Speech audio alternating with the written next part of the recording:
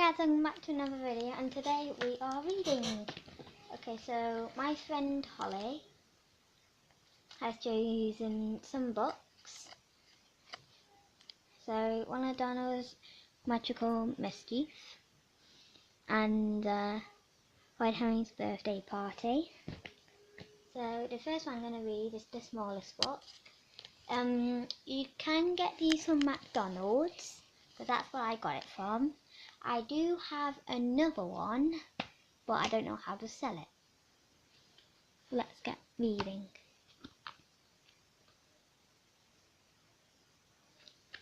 Okay.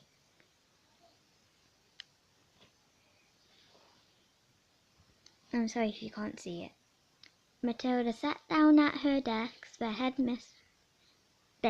mischief, Miss Trunchbull, seated herself behind. I can't read.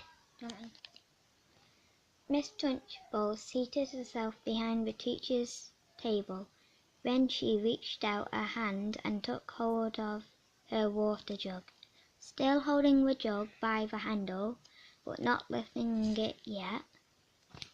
"You forgot about your comma," she said. "I have never been able to understand why small children are so disgusting." How rude. "They are the bane of my life. They are like insects. They should be got rid of as early as possible. We get rid of flies with fly spray and by hanging up fly paper. I have often thought of inventing a spray for getting rid of small children. How splendid it would be to walk into this classroom with a gigantic spray gun in my hands and start pumping it. Or better still, some huge strips of sticky paper.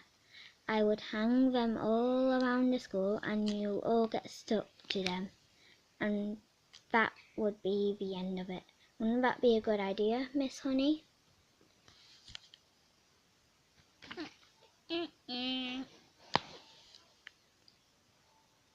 "If it's meant to be a joke, Headmistress, I don't think it's a very funny one," Miss Honey said from the back of the class. "You wouldn't, would you, Miss Honey?"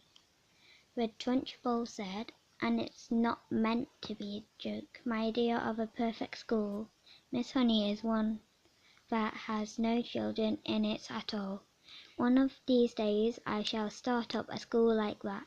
I think it will be very successful. A woman's mad," Miss Honey was telling herself. "She's round the twist. She's one who ought to be got rid of." The Trunchbull now lifted the large blue porcelain water jug and poured some water into her glass. And suddenly, with the water out came the long slimy NEWT straight into the glass. Plop. You can see it there. Page 8, so we're going to read. I can't actually read out loud. So this is Horrid Henry's Birthday Party.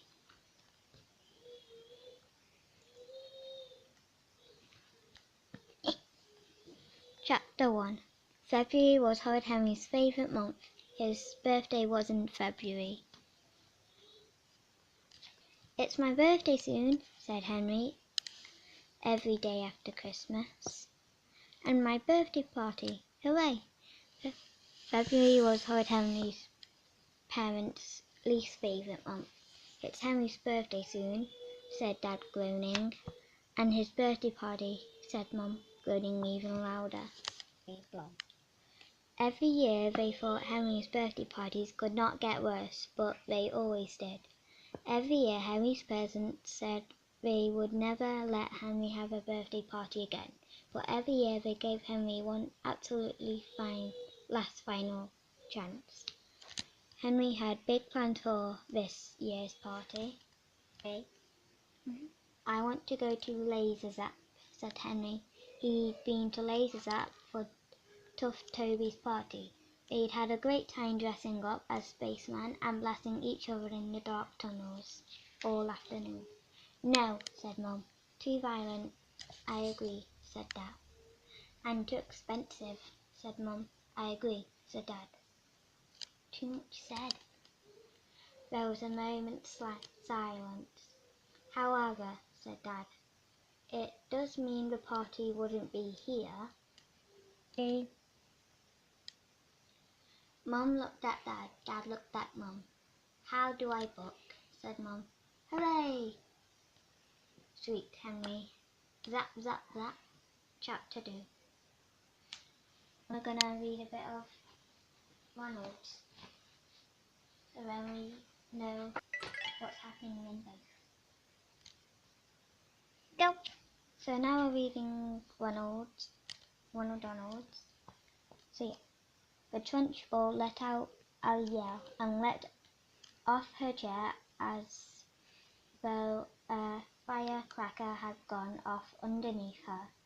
And our children also saw the long, thin, slimy, yellow-bellied lizard, like creature twisting and turning in the glass, and they squirmed and jumped as well,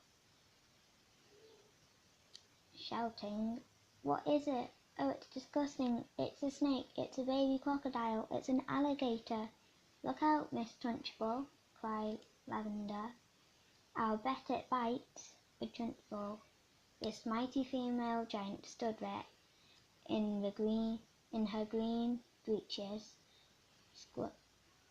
quivering like a bag to munch.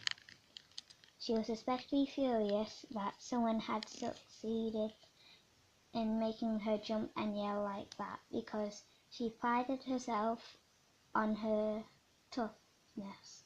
She stared at the creature twisting and wriggling in the glass. Curiously enough, she had never seen a newt before. Naturally, natural history was not her strong point. She hadn't the faintest idea what this thing was.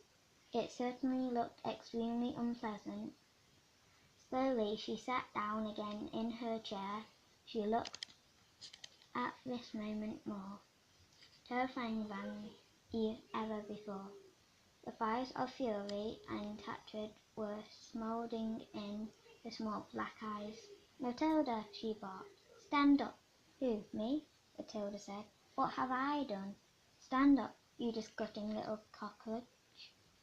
"I haven't done anything, Miss Trunchbull. Honestly, I haven't. I never seen that slimy thing before."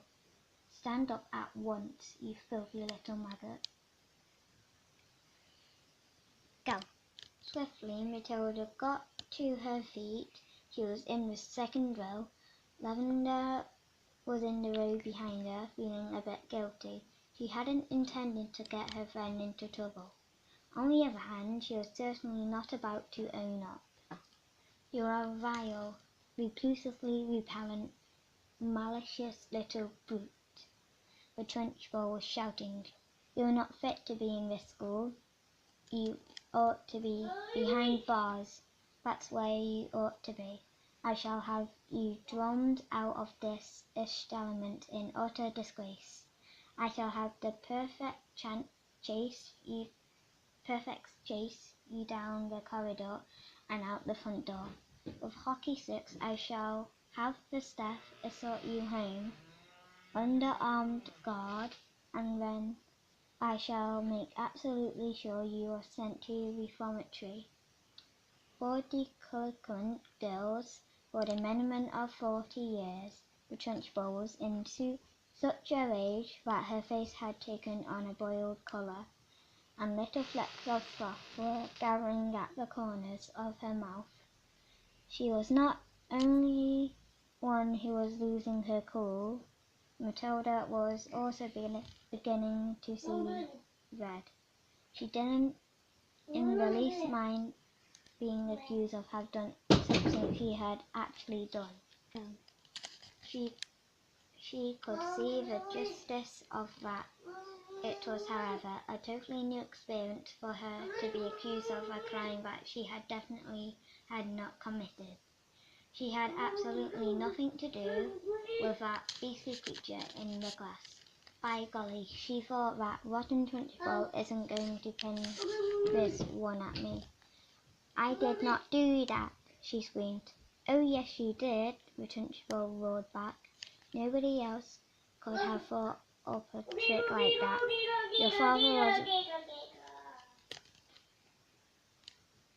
Your father was right to warn me about you. The woman seemed to have lost control of herself completely. She was ranting like a maniac. You are finished in this school, young lady, she shouted. You are finished everywhere. I shall personally see to it that you are put away in a place where not even the crows can land their droppings on you. You will probably never see the light of day again. So, okay, so now we're reading Horrid Henry's birthday party again. So yeah, Horrid Henry sat in his fort holding a pad of paper. On the front cover, in big capital letters, Henry wrote, Henry's party friends, top secret. At the top of the first page, Henry had written, guess. A long list followed, then Henry stared at the names and chewed his pencil. Actually, I don't want Margaret, thought Henry. Too moody. He crossed out Moody Margaret's name. And I definitely don't want Susan. Too crabby. In fact, I don't want any girls at all, thought Henry. He crossed out Claire, and lazy Linda. Then there was anxious Andrew. Nope, thought Henry, crossing him off. He's no fun. Toby was possibly, but Henry didn't really like him. Out went tough Toby. William? No way, thought Henry. He'll be crying the second he gets zapped. Out went weepy William. Ralph? Henry considered. Ralph would be good, but because he was sure to get into trouble. On the other hand, he hadn't invited Henry to his party. Rudolph was struck off. So were Babbling Bob, Jolly Joss, Greedy Graham and Dizzy Dave. And absolutely no way was Peter coming anywhere near him on his birthday. Ah, that was better. No horrid kids will be coming to his party. There was only one problem. Every single name was crossed off. No guests meant no presents. Henry looked at his list. Margaret was a moody old grouch, and he hated her. But she did sometimes give good gifts. He still had the jumbo box of day glue slime she'd given him last year, and Toby had invited Henry to his party, and they was always spinning round like a top falling off and knocking things over, which was fun. Graham had eaten too much and Bert, and Ralph was sure to say rude words and make all the grown-ups angry.